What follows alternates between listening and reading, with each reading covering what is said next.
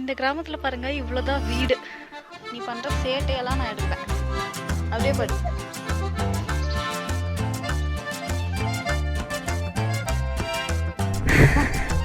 இங்க பாருங்க, இங்க பாருங்க.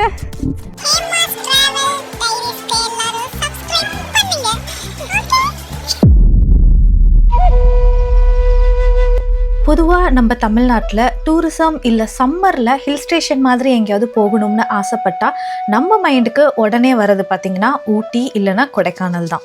அதுலேயும் ஊட்டி மலைகளின் ராணின்னு சொல்லுவாங்க.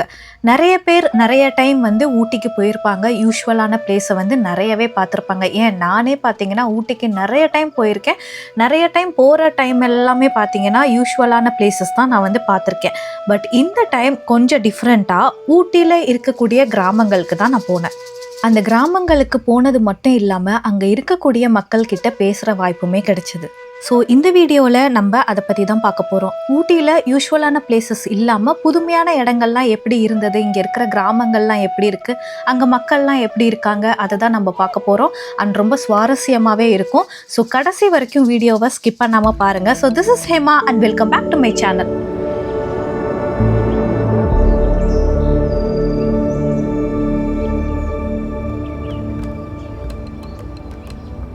எனக்கு எப்படி ஊட்டியில் இந்த மாதிரி கிராமங்களுக்கெலாம் போகிற வாய்ப்பு கிடைச்சிது அப்படிங்கிறத நான் வந்து ஃபஸ்ட்டு சொல்லிடுறேன். ஸோ என்னோடய ஃபேமிலியில் என்னோடய பேரண்ட்ஸோட பேக்ரவுண்ட் பார்த்திங்கன்னா ஒரு அவேர்னஸ் ப்ரோக்ராம் மாதிரி நடத்துறது. அதாவது அவேர்னஸ் ப்ரோக்ராம்னா என்னென்னா விழிப்புணர்வு நாடகம். கவர்மெண்ட்டில் வந்து பல ஸ்கீம் விடுவாங்க. மழைநீர் சேகரிப்பு, பிளாஸ்டிக் ஒழிப்பு, மக்கும் குப்பை, மக்காத குப்பை அப்படின்னு இந்த மாதிரி நிறையா ஸ்கீம்ஸ் இருக்கும். ஸோ இந்த மாதிரி திட்டங்கள்லாம் கிராமங்களுக்கு போய் சேர்றதுக்காக இப்படி ஒரு அவேர்னஸ் ப்ரோக்ராம் மாதிரி நடத்துவாங்க. கவர்மெண்ட் கிட்ட இருந்து ஆர்டர் வாங்கிட்டு இந்த மாதிரி கிராமங்களுக்கு போய் அவேர்னஸ் ப்ரோக்ராம் நடத்துறது தான் பார்த்திங்கன்னா என்னோட பேரண்ட்ஸோட ஜாப். ஸோ இந்த டைம் பார்த்திங்கன்னா அவங்களுக்கு ஊட்டி கிடைச்சது. ஊட்டி அப்படின்னு சொன்னதும் நானும் வரேன்னு சொல்லிட்டு கிளம்பிட்டேன். ஊட்டிக்கு போனதும் நான் போன ஃபஸ்ட்டு வில்லேஜ் பார்த்திங்கன்னா கேத்தி அப்படிங்கிற ஒரு வில்லேஜ் தான். மேபி இது பல பேர் கேள்விப்பட்டிருப்பீங்க. குன்னூரை தாண்டி ஊட்டி ரீச் ஆகிறதுக்கு முன்னாடியே வந்து பார்த்திங்கன்னா இந்த கிராமம் இருக்குது. ஒரு பள்ளத்தாக்கில் தான் இந்த கிராமம் இருக்குது. சரியாக சொல்லணும்னா குன்னூர்லேருந்து ஒரு 12 கிலோமீட்டர் டிஸ்டன்ஸ்லேயும் ஊட்டியில் இருந்து ஒரு 8 கிலோமீட்டர் டிஸ்டன்ஸ்லேயும் பார்த்திங்கன்னா இந்த கிராமம் இருக்குது. குன்னூரை தாண்டி ஊட்டி மலை ஏறும்போது பார்த்திங்கன்னா இந்த பள்ளத்தாக்கில் இந்த கிராமத்தோட அழகை வந்து நீங்கள் பார்த்துக்கிட்டே போகலாம். இதுக்கு ஒரு வியூ பாயிண்ட்டுமே இருக்குது. கேத்தி வியூ பாயிண்ட் அப்படிங்கிற ஒரு வியூ பாயிண்ட்டும் கூட இருக்குது.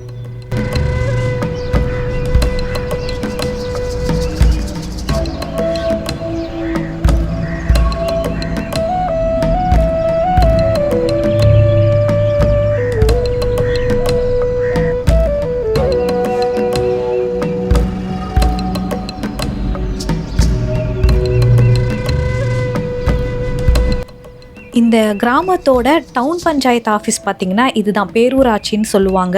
இங்கே வந்து அட்டண்டன்ஸ் போட்டுட்டு அப்புறம் இந்த கிராமத்தோட மெயின் இடத்துல எல்லாரும் மக்களும் பார்க்குற மாதிரி போய் அந்த அவேர்னஸ் ப்ரோக்ராமை நடத்திட்டு வந்துடுவாங்க. ஸோ டே 1 வந்து நான் வந்த டைமில் பார்த்திங்கன்னா ரொம்ப மழையாக இருந்ததுனால டே 1 இந்த இடத்த சுற்றி பார்க்க முடியல.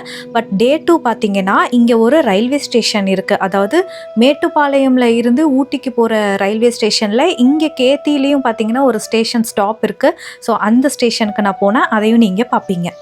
இது பார்த்திங்கன்னா டே 2 காலையில் எழுந்த உடனே பார்த்திங்கன்னா ஒரு வாக்கிங் மாதிரி நாங்கள் இருந்த அந்த டவுன் பஞ்சாயத்து ஆஃபீஸ்லேருந்து நேராக வந்து இந்த ரயில்வே ஸ்டேஷனுக்கு ஒரு வாக்கிங் மாதிரி வர ஆரம்பிச்சிட்டோம். இந்த ரயில்வே ஸ்டேஷனை பற்றி சொல்லணும்னா இங்கே நான் நிற்கிற இடம் ஸ்டேஷன். இந்த ஸ்டேஷனை தாண்டினா பார்த்திங்கன்னா நல்ல ஒரு அடர்ந்த காடு. அப்புறம் ஆப்போசிட்டில் இருக்கிற அந்த மலைகள், அங்கங்கே இருக்கிற சின்ன சின்ன வீடுகள், இதெல்லாம் பார்க்குறதுக்கு எனக்கு ரொம்பவே புதுசாக இருந்தது. ஏன்னா நார்மலாக நம்ம ஊரில் ரயில்வே ஸ்டேஷன்லாம் நார்மலான ஒரு இடத்துல தானே பார்த்துருப்போம். இது வந்து ஹில் ஸ்டேஷனில் பார்க்கும்போதே பார்த்திங்கன்னா ரொம்பவே டிஃப்ரெண்ட்டாக, பார்க்குறதுக்கு ரொம்பவே அவ்வளோ அழகாக இருந்தது.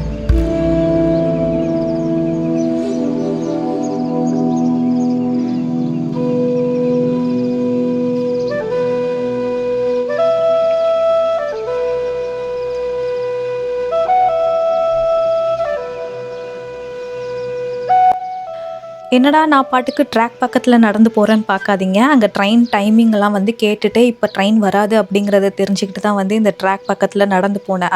அந்த ரூட் வந்து எப்படி இருக்குது, கொஞ்சம் தூரம் போய் பார்க்கலாம் அப்படின்னு.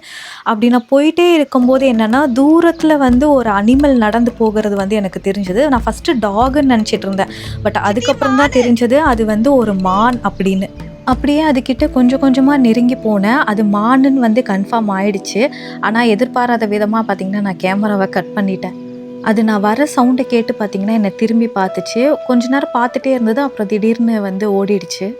இந்த ரயில்வே ஸ்டேஷன் ரொம்பவே சூப்பராக இருந்தது. ரயில்வே ஸ்டேஷனே இவ்வளோ சூப்பராக இருக்குது. இந்த ட்ரெயினில் ட்ராவல் பண்ணி போகிற ரூட்டெல்லாம் எவ்வளோ சூப்பராக இருக்கும். கண்டிப்பாக அதுவும் ஒரு நாள் நம்ம ட்ராவல் பண்ணி வீடியோ போட்டுடலாம். அப்புறம் இங்கே தான் ஒருத்தன் 2 நாளாக என் பின்னாடி சுற்றிட்டு இருந்தான். அது வேற யாரும் இல்லை, இந்த கியூட்டி பை தான். என்னவோ தெரியலங்க, கேத்தி பஸ் ஸ்டாப்பில் தான் பார்த்தீங்கன்னா இவனை பார்த்தேன். பார்த்ததுலேருந்து பின்னாடியே வர ஆரம்பிச்சிட்டான். சரி ஏதோ கொஞ்சம் தூரம் தான் வருவான் அப்படின்னு பார்த்தா ஆஃபீஸ் வரைக்குமே பார்த்தீங்கன்னா கூடவே வந்துட்டான். வந்தது மட்டும் இல்லாமல் அந்த இடத்த விட்டு போகவே இல்லை. அந்த வாசல்லே பார்த்தீங்கன்னா உட்கார ஆரம்பிச்சிட்டான். அதுக்கப்புறம் நான் வெளியில் எங்கே நடந்து போனாலும் எங்கே வாக்கிங் போனாலும் பார்த்தீங்கன்னா பின்னாடியே வந்துட்டு இருந்தான். அடுத்த நாளும் பார்த்தீங்கன்னா நான் வாக்கிங் போகிறப்ப பின்னாடி தான் வந்துட்டு இருந்தான். போயிட்டோம், பார்த்துக்கிட்டே இருக்க. டாட்டா, பை பை. என்ன வேணும்? ஏன் பின்னாடியே சுற்றிக்கிட்டு இருக்க? நேற்று உனக்காக பிஸ்கெட் வாங்கிட்டு வந்தேன், நீ எங்கே போயிட்ட சொல்லு. ஏய், அமைதியா வா, அமைதியா வரணும், அமைதியா வா, அமைதியா வான போ முன்னாடி. அதுக்கப்புறம் என்ன 2 நாள் பார்த்தீங்கன்னா அவன் கூட நல்லா செட் ஆகிட்டேன். அவன் என் பின்னாடி வர, அப்புறம் நான் அவன் பின்னாடி போகிறேன். அதுக்கப்புறம் வாக்கிங் போகிறப்பெல்லாம் பார்த்தீங்கன்னா கொஞ்சம் தூரம் முன்னாடி ஓடி போவான். அதுக்கப்புறம் திரும்பி பார்ப்பான் நான் வரேனா அப்படின்னு செக் பண்ணிக்குவான். அதுக்கப்புறம் மறுபடியும் முன்னாடி ஓடி போவான்.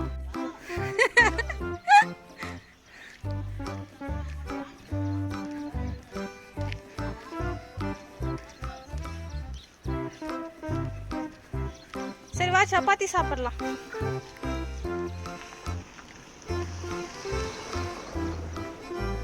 சப்பாத்தி சாப்பிடலாம் வா. ஏய், சப்பாத்தி சாப்பிடலாம் வா.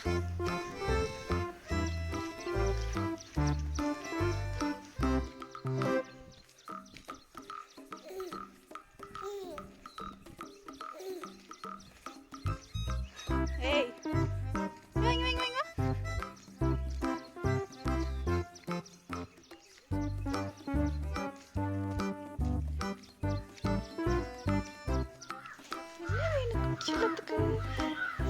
என்ன வேணும்? ஏன் என்ன என்ன என்ன?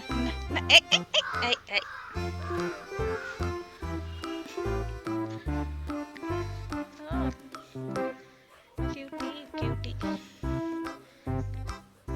சரி சரி சரி, ஓகே ஓகே. ஓ ஓ, ஏய் பாரு, நீ பண்ற சேட்டையெல்லாம் நான் எடுப்பேன்.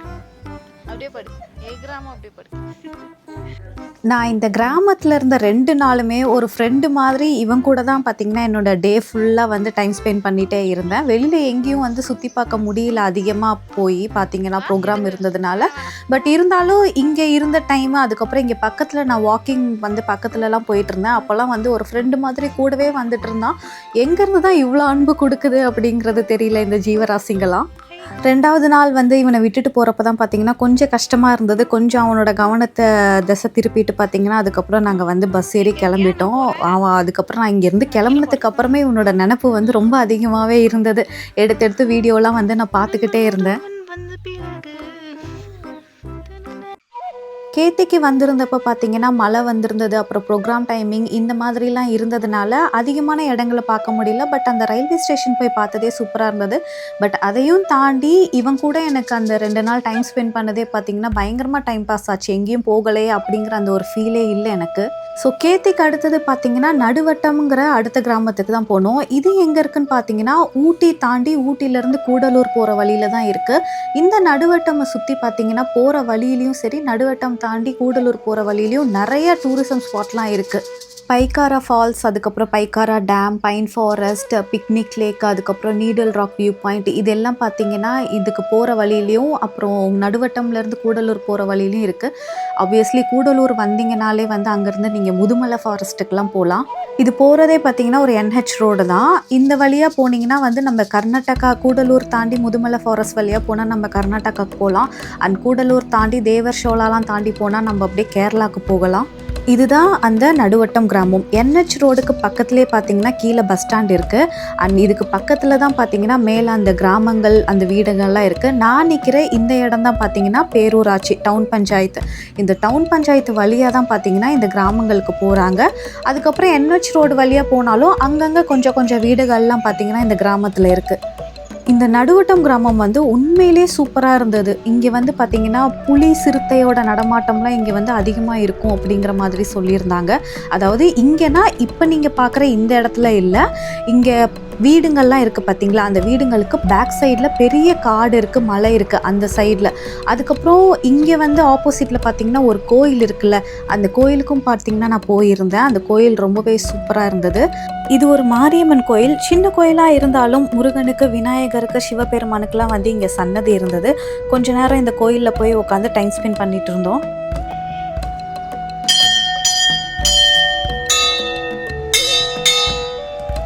இப்போ பார்த்தீங்கன்னா இந்த கிராமத்தோட பேக் சைடுக்கு தான் நம்ம வந்து போய்கிட்டு இருக்கோம். இதுதான் பார்த்தீங்கன்னா அந்த போகக்கூடிய அந்த வழி. அந்த பேரூராட்சியை கிராஸ் பண்ணதுக்கு அப்புறம் இந்த மாதிரி படியேறி போகும். 2 சைடும் பார்த்தீங்கன்னா வீடுங்க வந்து அடுக்கடுக்காக கட்டி வச்சுருப்பாங்க.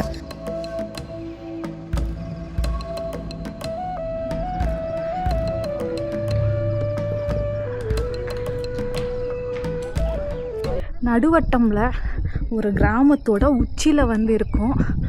உச்சினா இதுதான் வந்து கிராமத்தோட கடைசி பாயிண்ட்டு. இதுதான் இந்த ஊரோட சமுதாய கூடம்.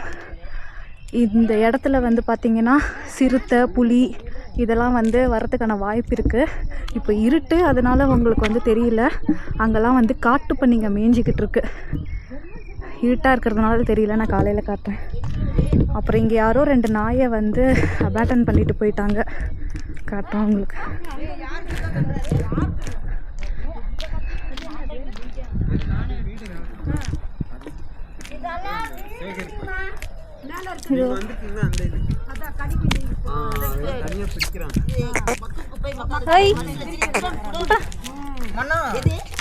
ரெண்டு ஜெர்மன் ஷெப்பர்ட் குட்டி இருக்கு, வேணுமா? அங்க பாரு மேல லைட் இருக்கு. நான் இங்க புடிச்சு வைக்கிறேன், வானா விட்டுட்டு போயிருக்கானா நாயோட அருமை தெரியாம. ஜெர்மன் ஷெப்பர்ட் நான் புடிச்சு பாருங்க, பியூர் ஜெர்மன். ஐயோ செம்ம கியூட்டா இருக்கு. பாருங்க இங்க கிரவுண்ட் கிட்ட, நான் கிரவுண்ட் கிட்ட வந்தேன். உண்மையிலே இந்த 2 அழகான செல்லக்குட்டிகளை எப்படி விட்டுட்டு போக மனசு வந்ததுன்னு தெரியல. இப்போ தான் பார்த்தீங்கன்னா கேத்தியில் வந்து ஒரு நாய் கூட அப்படி பழகிட்டு நான் வந்துட்டு இருந்தேன். அண்ட் மேலே வந்ததும் இங்கே இருந்த 2 நாய்க்குட்டி மனுஷங்களை பார்த்ததுமே கிட்டக்க ஓடி ஓடி வருதுங்க. யூஸ்வலாக பார்த்தீங்கன்னா குட்டி நாயனா பயந்து ஓடும். பட் இது எங்களை பார்த்ததுமே எங்கள் கிட்ட ஓடி ஓடி வந்ததுங்க. யாராவது எடுத்து வளர்க்க மாட்டாங்களான்னு சொல்லிட்டு கேட்டுட்டு இருந்தப்போ தான் நல்ல வேலையாக வந்து ஒரு பையன், அந்த ஊரில் இருக்கிற ஒரு பையனே வந்து இந்த 2 நாய்க்குட்டியும் நான் வளர்க்குறேன் அப்படின்னு சொல்லிட்டு எடுத்துக்கிட்டான்.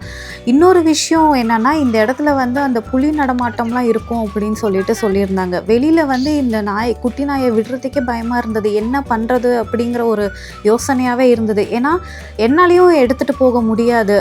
இதுக்கப்புறம் வந்து ஒரு 4 டேஸ் வந்து நான் இங்கே ஊட்டியில், அதுவும் வந்து டவுன் பஸ்ஸில் தான் வந்து ஏறி இறங்கி போயிட்டு இருக்கும்போது எப்படி மேனேஜ் பண்ணுறதுன்னு தெரியல. பட் நல்ல வேலையாக ஒரு பையன் வந்து இந்த 2 குட்டிங்களையும் வளர்க்குறேன் அப்படின்னு சொல்லிட்டான். ஸோ அவன் போய் பைக் எடுத்துகிட்டு வரான். அது வரைக்கும் இந்த குட்டி நாயங்களை பார்த்துக்கோங்கக்கான்னு சொல்லிட்டு என்கிட்ட விட்டுட்டு போனான். அப்புறம் கொஞ்ச நேரம் ஒரு 1 ஹவருக்கு மேலேயே இருக்கும். இந்த 2 குட்டிங்க கூட ஓடி ஆடி விளையாண்டுக்கிட்டு, அதுக்கப்புறம் அதுங்க விளையாண்டு போய் டயர்டாகி என் மடியில் வந்து படுத்து தூங்கிட்டு இருந்தாங்க. கொஞ்ச நேரம் இவங்க கூட ஸ்பெண்ட் பண்ண டைம் பார்த்திங்கன்னா ரொம்ப நல்லா இருந்தது.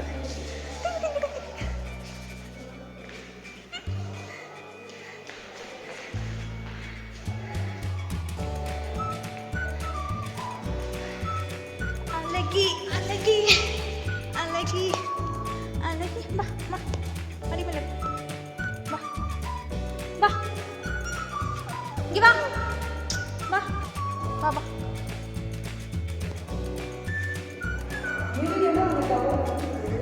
ரொம்ப பிடிக்கும்.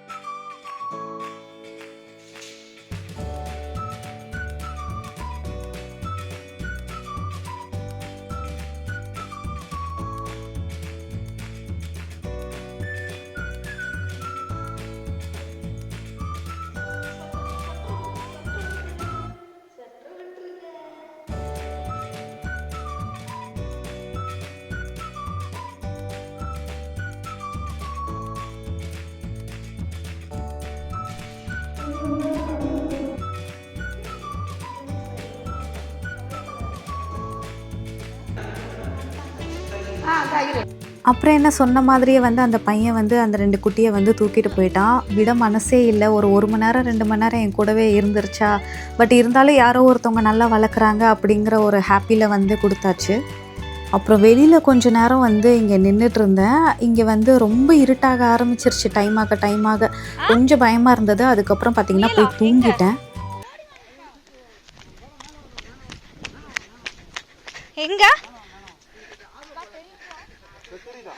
எங்க தெரியலையே. என் கைக்கு நேரா பாருங்கக்கா. நீங்க அந்த ஃபிளாஷ் அடிக்காம இருங்க. அங்க பாருங்க. ஃபிளாஷ் அடிச்சா ஓடிருங்கக்கா. எங்கடா? இங்க பாருங்க கருப்பா. இந்த பக்கம் வாங்க. டா இங்க வாங்க. அங்க உட்கார்ந்திருக்கு பாருங்க. இங்க பாருங்க தெரியுதா? முயலா? முயல் இது. முயலா? எங்க உட்கார்ந்திருக்கு? என் கைக்கு நேரா பாருங்க. அடிக்க அங்க இருக்கு. அது எங்க நாய் வந்துடா. அங்க இருக்கு. முயல் காட்டு முயல். வெளிச்சம் தான் பத்தல. சிறுத்தை வேற என்ன வரும்? எப்பயுமே வராது. வேற மானுங்க மற்றது இது ஒன்று வரலாம். ஏன்னா பிளாட் கேத்தி இன்னைக்கு ரயில்வே ஸ்டேஷன்ல பார்த்தா நீங்க எல்லாம் பாக்குறது நைட்ல தான் வந்து ஒரு ஏரியா இருக்குக்கா. அங்க இந்த சீசன்லயும் வருமா? வரும்க்கா. அதான் அங்க ஏரியா இருக்குல்ல, அவங்க இப்படியே காட்டுக்குள்ளேயே நடந்து போவாங்க. நாளைக்கு இந்த இது மெட்ல அனுப்பிச்சு விட்டுறேன். அந்த பக்கம் என்ன இருக்கு? காலையில் விடிஞ்சதும் பாருங்க எப்படி இருக்கு இடம். காலையிலே இங்கே ஒரு காட்டு பண்ணி பையன் வந்திருக்கோம்.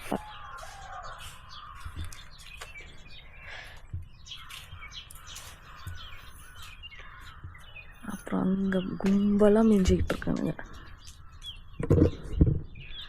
நைட்டு என்ன வந்ததுன்னு தான் தெரியல. நல்லா தூங்கிட்டோம். பயங்கரமாக காற்று சவுண்டு மட்டும் இருந்துச்சு.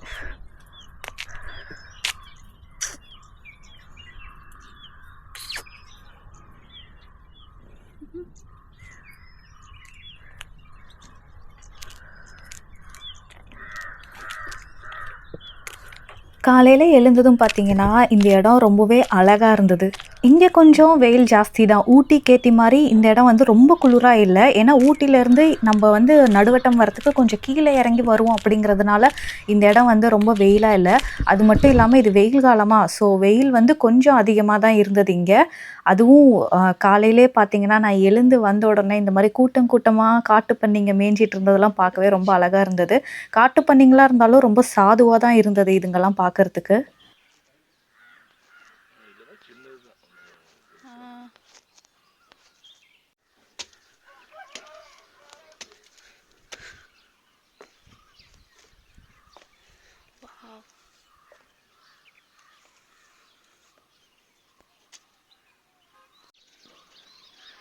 இதுதான் பார்த்தீங்கன்னா நடுவட்ட கிராமம். இது மேலே தான் ஏறி வந்தோம். இவ்வளோதான் வீடுங்க இங்கே இருக்கிறது. பின்னாடிலாம் ஃபுல்லாக காடு.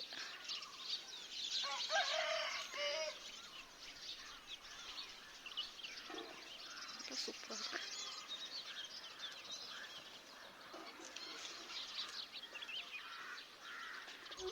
ஸோ இதுக்கப்புறம் தான் பார்த்தீங்கன்னா நான் சூப்பரான ஒரு வியூ பாயிண்ட்டை வந்து ட்ரெக் பண்ணி போய் பார்த்தேன். இதுக்கு ஆப்போசிட்டில் வந்து மலை இருக்குது இல்லையா.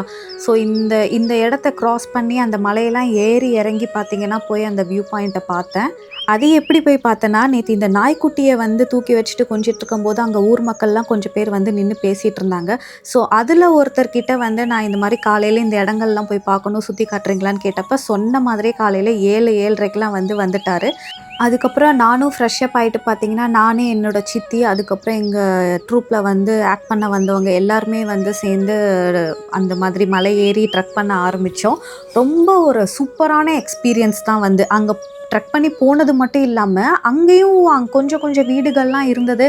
அங்கேயும் கிராமத்து மக்கள்லாம் இருந்தாங்க. அவங்க கூட பேசக்கூடிய வாய்ப்பெல்லாம் வந்து நிறையவே கிடச்சிது. அவங்க நிறைய விஷயம் வந்து சொன்னாங்க.